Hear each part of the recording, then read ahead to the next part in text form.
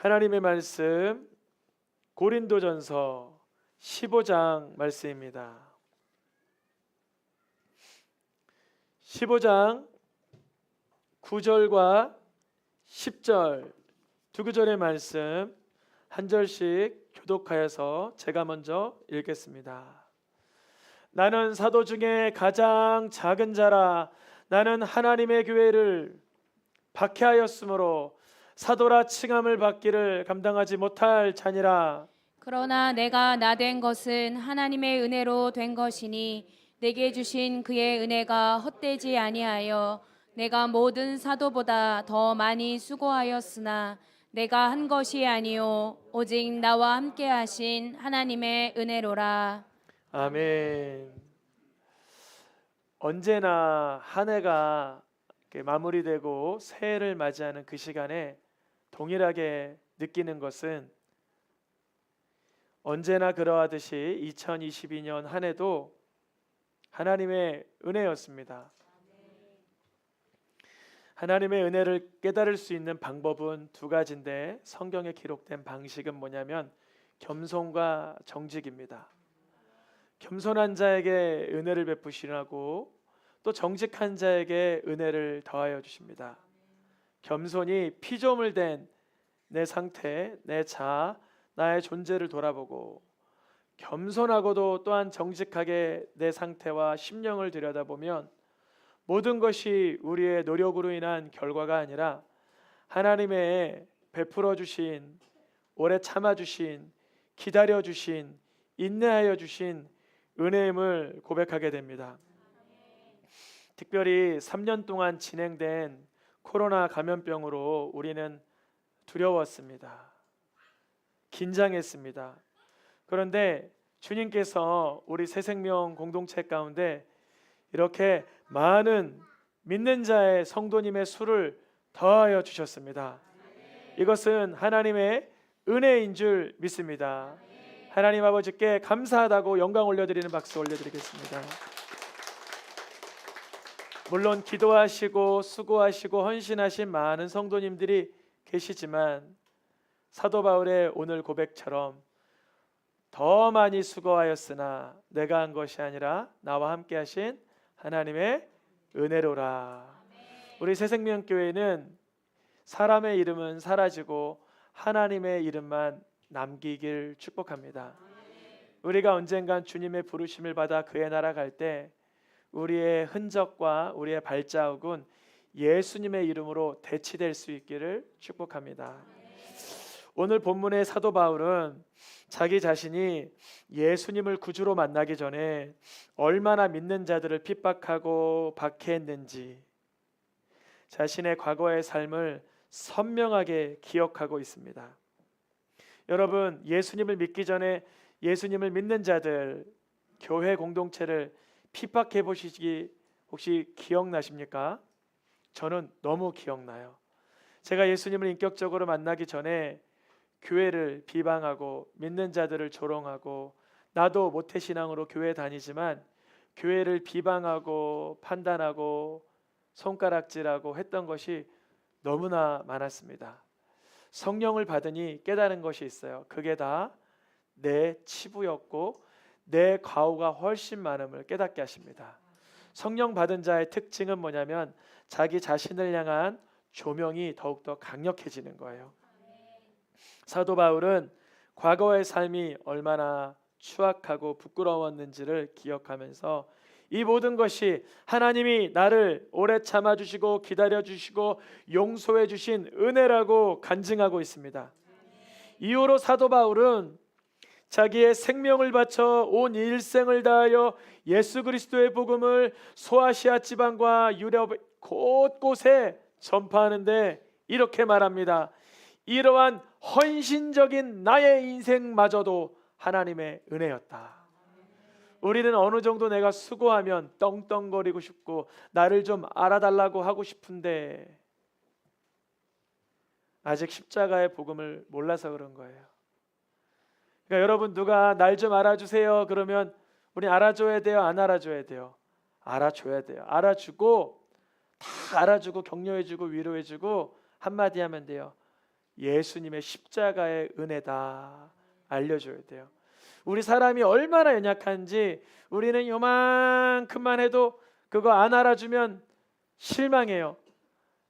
그거 사탕 내가 갖다 놓은 건데 하고 싶어요. 사탕인데 그거 내가 한 건데 하고 싶은 게 우리의 마음이에요. 그런데 모든 것이 은혜라고 고백하기 되기를 축복합니다. 뒤바뀌어야 돼요. 내가 한 건 흔적조차 부끄러워져야 돼요. 부끄러워서가 아니라 예수님의 거대한 사랑과 십자가 보혈의 은혜 앞에서 내가 설 자리가 없게 되는 그 상태. 사도 바울은 자신의 선교적인 삶, 헌신적인 인생마저도 그렇게 할 수 있었던 것은 은혜입니다 고백합니다. 우리 모두 다 하나님을 내 아버지로 만나기 전에, 예수님을 나의 그리스도로 만나기 전에, 성령에 얼마나 충만하기 전에, 예수님 믿기 전에 얼마나 허랑방탕하고 어둡고 죄악 가운데 살았습니까? 은혜를 알기 위해선 나의 과거를 반드시 잊으면 안 돼요. 내가 어떠한 자였는지를, 나의 죄된 본성과 본질을 반드시 간직하고 있어야 돼요. 죄책감을 가지라는 게 아니에요. 자책감을 가지라는 게 아니에요. 내가 어떠한 자였는지를 모르는 사람이 예수 그리스도의 은혜 가운데 머물려고 한다면 이건 잘못된 신앙이 될 수도 있어요. 다른 사람을 비난하고 정죄하고 판단하는 삶으로 일삼을 수도 있다는 말이죠. 내가 어떠한 자였는지를 발견하지 못하면 하나님은 되레 발견하게 하십니다. 사도 바울이 오늘은 고린도전서 15장에서 사도 중에 가장 작은 자다라고 말하지만, 이후로 사도 바울은 나는 성도 중에 가장 작은 자다라고 말하고, 사도 바울은 이후로 죽기 직전에, 순교 직전에 디모데서에 가면 나는 죄인 중에도 괴수다 이렇게 말해요. 점점 은혜의 깊이가 깊어지는 게 성숙된 믿음입니다.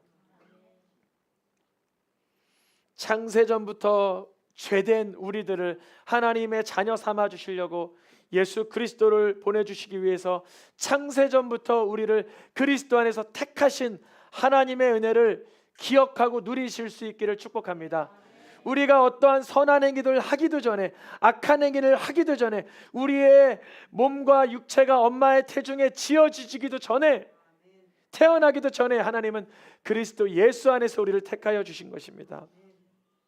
그 은혜가 가장 극적으로 인생 가운데 나타난 대표적인 사람이 누구나 보면 야곱이에요. 야곱. 성경에서 은혜에 관련된 극적인 사람이 바로 야곱입니다. 왜냐하면 야곱이 태어나기 위해서는 야곱의 누가 필요해요? 야곱의 엄마와 아빠가 필요하죠. 야곱의 아버지가 누구예요? 이삭. 야곱의 어머니가 누구예요? 리브가. 이삭이 리브가를 만나기 위해서 파송을 받은 사람이 아브라함의 종인데, 그때로부터 야곱을 태어나게 할 이삭과 리브가의 만남 속에서부터 하나님의 은혜가 시작됩니다. 창세기 24장 말씀에 아브라함의 종의 기도예요. 누구의 기도? 아브라함의 종. 그러니까 야곱이 오늘 기준이라고 했는데, 야곱으로 말하면 야곱의 조부의 종인 거예요. 근데 야곱의 조부의 종이 이 기도를 안 했다면 야곱은 세상에 없어요. 야곱의 조부의 종, 이 사람이 뭐라고 기도하는가 같이 읽어보겠습니다. 내 주인 아브라함에게 은혜를 베푸시옵소서. 주께서 내 주인에게 은혜 베푸심을 내가 알겠나이다. 어떤 상황이냐면, 아브라함이 자기 아들 이삭이 장가 갈 때 됐는데, 나이가 40이 됐는데 장가 안 가고 있는 거예요. 그래서 자기의 종을 불러서 내 아들을 이 동네 여기에 원주민들과 결혼하게 하지 말고 나의 백성, 하나님의 백성과 결혼할 수 있도록 내 아들의 아내를 구해와라 하니까, 아브라함의 종이, 즉 야곱의 할아버지의 종이 야곱의 아버지의 어머니 될 리브가를 찾는데, 하나님께 무엇부터 구해요? 은혜부터 구하는 거예요. 여러분, 내 실력이 있으면 은혜 안 구합니다. 근데 실력이 없으면 뭘 구해요? 은혜 구해요. 제가 작년에 올해보다 더 은혜를 많이 구했어요. 기억 잘 못하시겠지만 제가 작년에 온몸에 발진이 났었어요. 그래서 안수기도 축복기도 딱 끝나고 화장실 가서 완전히 쓰러졌어요. 왜냐하면 좀 화장실을 12번 왔다 갔다 하니까 오한이 와가지고 집에 갈 때 어떻게 했냐면 이불을 뒤집어 씌고 갔어요. 작년 이불. 그래서 제가 오늘 예배 드리는데 저 스스로는 하나님 앞에 너무 감사한 거예요. 작년에 그 상황이 너무나 지금 눈앞에 똑똑히 기억이 나가지고 오늘은 그런 체력이나 그런 몸 상태가 아니라 어디 하나 불편한 데 없이 강단에 세워주니까 얼마나 감사한지요. 그 대신 작년에는 그 연약할 때 은혜를 정말 많이 구했어요. 하나님, 내 강단에 설 수 있을까요? 성구역신 예배 설 수 있을까요? 내가 이게 안수기도 할 수 있을까요? 몸이 이렇게 완전히 역부족인데, 근데 주님이 끝까지 하게 하시더라고요. 그래서 집에 가서 픽 쓰러져서 그 다음날 이제 병원을 갔는데, 오늘 야곱의 아버지 이삭의 아내를 만나게 하기 위해서 아브라함의 종은 은혜부터 구합니다. 그래서 아브라함의 종이 이삭의 아내가 될 누구를 만나요? 리브가를 만나는 거예요. 이제 야곱의 아버지 어머니 이삭과 리브가가 하나님의 은혜 가운데 만났습니다. 그리고 나서 야곱이 태어났는데 안타깝게도 야곱은 첫째가 아니라 몇째로 태어나요? 둘째로 태어나요. 어려서부터 하나님의 복을 그렇게 사모했는데 내가 둘째로 태어나서 어머니의 조언을 통해서 형님을 속이고 장자의 축복을 안수받습니다. 그리고 나서 그의 삶이 20년을 넘게 외삼촌 집에 살다가 형님의 그 죽일 듯한 눈빛을 피해 살았지만 그도 이제 외삼촌 라반 집에서 고생을 하다가 돌아와야 되는 시점에 이르렀어요. 그때 야곱이 주인공이라 그랬죠. 야곱이 하나님께 무엇을 구하기 시작할까요? 이제 드디어 은혜를 구하기 시작하는 거예요. 창세기 32장 12절 말씀 노란 글씨 읽어보겠습니다. 반드시 내게 은혜를 베풀어. 야곱이 이 말씀 하나 붙드는, 하나님, 내가 형님 집으로 피할 때 하나님이 내게 은혜 주신다고 했습니다. 내가 라반의 집에 형님을 피해서 숨어 살 때에 이 양떼도 두떼 세떼를 이루고 염소도 소떼도 또 자식들도 이렇게 많지만 지금 내게 필요한 건 뭐라고 고백해요? 하나님의 은혜. 왜냐하면 다 뺏기게 생긴 거예요. 지금 다 뺏기게 생겼어요. 내가 이렇게 노력하고 피땀 흘렸는데 뺏길 정도가 아니라 자기의 생명도 자칫하면 잘못될 것 같은 거예요. 야곱에게 지금 필요한 건 뭐예요? 은혜. 하나님 내게 은혜 주신다고 하지 않아요? 간절히 밤새 기도하니까 이제 야곱이 환도뼈가 부러짐을 당하고 하나님께 은혜를 구하다가 형님에게도 은혜를 구해야지 하는 마음이 들어갑니다. 이게 복음이에요. 만약에 야곱이 형님하고 한번 붙어보자 그러면 어떻게 되는 거예요? 큰일 나는 거예요. 형님이 수백 명을 끌고 왔는데 이게 멀리서 온 사람이 이겨요? 대기하고 있다 공격하는 사람이 이겨요? 대기하고 있다가 힘을 쫙 축적했다가 싸우면 형님이 이기죠, 당연히. 근데 야곱이 뭘 깨달아요? 내가 내 주께, 여기서 내 주께는 누구냐면 에서를 뜻해요. 에서. 형님, 내가 내 주께 은혜를 입고 싶습니다. 이게 되는 거예요. 이게 비굴한 게 아니에요. 이게 과연 하나님의 은혜 입은 자가 할 수 있는 겸손함입니다. 겸손함에게는 뭐가 따라요? 은혜. 교만한 자에게 뭐가 따라요? 패망. 야곱은 정직히 자기가 범한 과오를 알고 형님에게 은혜를 구합니다. 야곱의 삶 속에는 그 부모님도 은혜로 만나고 자기의 삶 속에도 은혜로 회복되는 것입니다. 야곱의 가장 사랑하는 아들이 누구죠? 요셉이죠. 야곱이 그토록 사랑하던 아들 요셉도 하나님께 필요한 건 무엇일까요? 은혜인 거예요. 창세기 39장 4절 말씀에 야곱의 가장 사랑하는 요셉의 이야기입니다. 요셉은 그 주인에게 무엇을 입어 가정 총무가 되었어요? 은혜를 입는 거예요. 여러분 직장 생활한다면 은혜 받기를 축복합니다. 제가 군부대 생활을 공장에서 했다고 12번 얘기했잖아요. 거기서 은혜 받았어요? 은혜 못 받았어요? 은혜 받았어요. 그러더니 공장장님이 저를 부르더니 전도사님이라며요.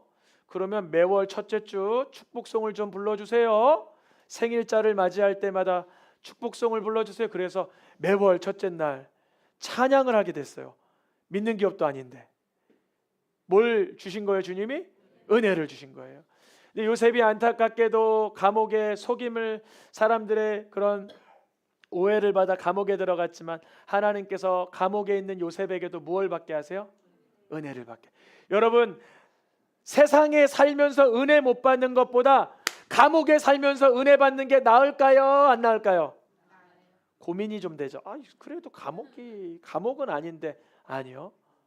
은혜가 없으면 세상도 광야와 같지만 은혜가 있으면 감옥도 하나님의 영광이 드러나는 그런 과정이 되는, 감옥 가시라는 게 아니라 어떠한 비참한 형편이라도 은혜가 있으면 능력이 되는 거예요. 또 몇 번 얘기하지만 전 훈련소를 2번 갔어요. 6주 훈련 갔다가 8주 훈련 갔다 2번을 갔어요. 간부로 갔다가 그게 발목이 부러져서 안 되는데, 훈련소 2번 가면 열받아요, 은혜를 받아요? 근데 저는 은혜가 됐어요. 첫 번째 훈련소 갔는데 이 가스실도 재미나고 이거 막 행군도 재미나고 총 쏘는 건 더 재미나고 막 그런데, 2번째 그 훈련소 가니까 이런 마음이 들더라고요. 이번엔 제대로 전도해 보자. 먼저 번에도 전도하고 나왔는데 2번째는 끝까지 전도했어요. 애들이 다 물어보는 거예요. 훈련소 2번 갔다 왔다며? 그러면서 다 물어보는 거예요. 끝까지. 그게 감옥이든 군대든 훈련소든 어디든 뭐가 있어야 돼요? 은혜가 있어야 돼요. 야곱의 후손을 무슨 민족이라 그래? 야곱의 후손을 이스라엘 민족. 하나님은 이스라엘 민족이 애굽 땅에 살 때에 그 민족에게도 무엇을 베푸세요? 은혜를 베푸세요. 출애굽기 1장 20절, 그의 어린이들이 많아지니까 산파들에게 이스라엘 백성의 자녀들을 죽이라고 했는데 하나님을 경외하니 하나님은 산파들에게 무엇을 주세요? 은혜를 주시는 거예요. 그런데 이 산파들이 하나님의 은혜를 받는 것뿐 아니라 이제 이 이스라엘 백성들이 애굽에서 탈출할 때에 누구에게 은혜를 받는데요? 지금 자세히 읽어보니까 애굽 사람에게 은혜를 받는데요. 와, 너무 대단하죠? 하나님은 은혜로우시니까 당연히 은혜를 주실 것 같은데 애굽 사람들은 은혜가 별로 없잖아요. 사실 하나님 모르는 민족인데, 근데 하나님의 능력이 얼마나 강력한지 애굽 사람으로 인하여 내 백성에게 은혜를 입혀버린다는 거예요. 그래서 수백 년 동안 받지 못했던 종된 그 금전을 금, 은, 보화로 다 가져 나오게 하세요. 그걸 하나도 빠짐없이 다 갚아주세요. 그래서 그걸로 성막을 짓는, 성막 뭐 해달 가죽, 무슨 금, 은, 놋, 이 말도 안 되는 수백 달란트, 수십억, 수백억이 들어야 될 만들 그 성막의 재료들을 애굽에서 나오면서 그대로 다 끼얹어 주세요. 은혜를 입게 하신다는 거예요. 모든 것은 다 하나님의 은혜라. 야곱의 한 사람을 기준으로 그의 부모, 그의 자녀, 그의 민족 다 은혜로 된 것입니다. 이게 성경에는 그림자적으로 예수 그리스도의 은혜를 예표함으로 감싸 있는 것입니다. 성경에 보면 가장 먼저 하나님의 은혜 받았다라고 표현된 사람이 누굴까요? 맞아요, 노아예요. 창세기 6장 8절 말씀에 노아는 하나님께 무엇을 입었더라? 은혜를 입었더라. 그런데 노아 이전엔 그러면 은혜가 없었나? 아담이 하나님께 범죄했어요. 그의 아내 하와도 범죄했어요. 근데 하나님은 그들에게 무엇을 입혀주세요? 가죽옷, 이거를 뭐라 그러냐면 은혜를 입혀주셨다 이거예요. 이들이 하나님 앞에 범죄하니까 얼마나 부끄러워요. 그러나 이에게 하나님은 가죽옷이라는 것을 통하여 피 흘리지 않아도 될 짐승을, 그러니까 온 지구 만물, 온 지구상에서 첫 번째 피는 누가 흘려주신 거예요? 하나님이 흘려주신 거죠. 누구를 위하여? 사람을 위하여. 어떠한 사람? 죄 지은 사람을 위하여. 이게 그리스도의 예표인 거예요. 가죽옷은 곧 은혜입니다. 심지어 동생을 때려 죽인 가인에게도 가인이 벌벌 떠는 거예요. 여러분, 동생 때려 죽이면 때려 죽은 자가 벌벌 떨까요? 때려 죽인 사람이 벌벌 떨까요? 당연히 죽은 사람은 떨 수가 없죠. 근데 죽인 사람은 모든 게 두려운 거예요. 여긴 다 살인 안 해보셨겠지만 누구 뒤에서 욕해 본 적 있는 분, 그 사람이 내 얘기 들었을까? 얼마나 떨려요. 누구 욕한 다음에 그 사람이 이거 소문나서 내 입으로부터 시작됐다는 거 알았다면 얼마나 부끄러워요. 말도 그런데 가인은 동생을 죽이고 나서 너무나 두려웠던 거예요. 근데 하나님은 그 동생을 때려 죽인 가인도 뭘 주세요? 은혜, 즉 표를 주시고 너의 죽임이 임하지 않도록 표를 주겠다 그러시는 거예요. 그러니까 성경 어디를 봐도 모든 것은 다 하나님의 은혜인 거예요. 어디를 봐도 은혜가 없는 곳이 없어요. 그러나 인간은 하나님의 은혜를 도리어 방탕한 것으로 바꾸고 하나님의 은혜보다는 나의 주장, 나의 죄를 따라 사는 것이 너무나 끔찍한 것이죠. 그러나 또다시 죄가 더하면 거기에는 뭐가 더해져요? 하나님의 은혜가 더해져요. 노란 글씨 읽어보겠습니다. 죄가 더한 곳에 은혜가 더욱 넘쳤나니 은혜를 더하게 하려고 죄에 거하고 싶으세요? 물어보는 거예요. 죄에 거하고 싶으세요? 은혜를 더하게 하려고? 죄가 더한 곳, 즉 동생을 때려 죽이고 하나님의 말씀을 번하고 선악과를 따먹고 이 죄 가운데 있는 인생들에게 하나님이 늘 베풀어 주시는 게 뭐라고요? 은혜. 하나님이 은혜를 늘 주시네. 말씀 범하고 내 맘대로 살아도 좀 삐뚤어지고 잘못 엇나가고 거짓말하고 내 맘대로 살아도 은혜를 주시네. 그러면 은혜를 더하게 하라고 자꾸만 죄에 거하겠느냐? 그럴 수 없다는 거예요. 다음 말씀 읽어보겠습니다. 노란 글씨만 시작. 은혜 아래 있음이라. 은혜 아래 있으니 죄를 지으리요? 그럴 수 없느니라. 우리는 지금 죄를 지어도 무엇 아래 있다고요? 이거 신기한 얘기인 거예요. 죄가 있는데 은혜 아래 있는 거예요. 왜? 죄의 문제를 예수 그리스도의 보혈로 해결해 놓으셨으니까. 그래서 그거를 즐기세요? 그럴 수 없다는 거예요. 왜냐하면 나를 위하여 피 흘리신 하나님의 은혜의 본질을 직면한다면 그 죄를 짓고 싶은 마음부터 사라진다는 거예요. 죄가 미워지기를 축복합니다. 저도 예수님을 내 구주로 만나기 전에 죄가 좋았어요. 거짓말해서 이렇게 하고 내 맘대로 이렇게 살고 내 멋대로 이렇게 사는 게 좋았어요. 근데 예수 그리스도가 나를 위하여 십자가에 달려 죽으신 그 은혜를 발견하고 나서는 내가 죄가 점점 이렇게 구역질이 나더라고요. 뭐가 난다고요? 죄가 싫어지는 거예요. 교만한 거 싫어지길 축복합니다. 거짓된 거 싫어지길 축복합니다. 오만하고 거짓되고 교만하고 더럽고 추하고 세속적이고 경건치 못하고 정결하지 못하고 한 이 모든 것들이 어떻게 되는 거예요? 너무나 싫어져요. 미워하고 증오하고 비난하고 판단하는 이 모든 것들이 점점 싫어져요. 왜 그럴까요? 예수님이 그걸 해결해 놓으셨는데 내가 또다시 그 영역에 들어가려고 그러면 그게 너무나 싫은 거예요. 전에는 죄된 자리에 있어도 즐거울 때가 어렴풋이 기억난다면 이제 그 죄를 근접할 수도 없는 거예요. 어울릴 수도 없는 거예요. 주님이 죄인 된 우리들을 위하여 은혜를 베풀어 주셨다고 우리가 또다시 죄를 짓는다면 그거는 은혜를 모르는 거예요. 은혜를 체험하지 못한 것입니다. 여전히 내가 죄 가운데 살아가고 더러운 말 가운데까지 살아가고 내가 막 세속적인 욕구로 살아간다면 예수 그리스도의 십자가의 보혈의 은혜를 깨닫게 해달라고 간구하시기를 축복합니다. 예수님의 십자가의 은혜가 내 속에 불일 듯하고 실제가 되고 역사가 되고 능력이 되어야만 죄를 내던져 버릴 수 있는 능력이 부어집니다. 모든 것은 하나님의 은혜입니다. 죄 가운데 있던 우리들을 위하여 아들 예수 그리스도를 보내주신 하나님의 은혜입니다. 성경에서 구약시대의 제사장의 축도나 오늘날 목사님들이 하는 축도나 성경의 마지막 귀절이나 다 무엇으로 끝나나요? 민수기 말씀부터 읽어보겠습니다. 노란 글씨만 시작. 여호와는 그의 얼굴을 내게 비추사 은혜 베푸시기를 원하며 주 예수 그리스도의 은혜 너희 무리와 함께 있을지어다. 주 예수의 은혜가 모든 자에게 있을지어다. 성경은 태초에 하나님이 천지를 창조하셨느니라 말씀으로 시작해서 주 예수의 은혜가 모든 자에게 있을지어라로 마치게 됩니다. 그 사이에는 축도가 구약에 한번 신약에 한번 등장하는데 언제나 하나님은 우리에게 주시고자 하는 것은 은혜입니다. 2022년 하나님의 은혜로 우리가 보낼 수 있었습니다. 2023년도 매일같이 하나님의 은혜를 체험하고 바라보고 경험하고 자랑할 수 있기를 축복합니다. 이 시간 찬양하며 기도하겠습니다.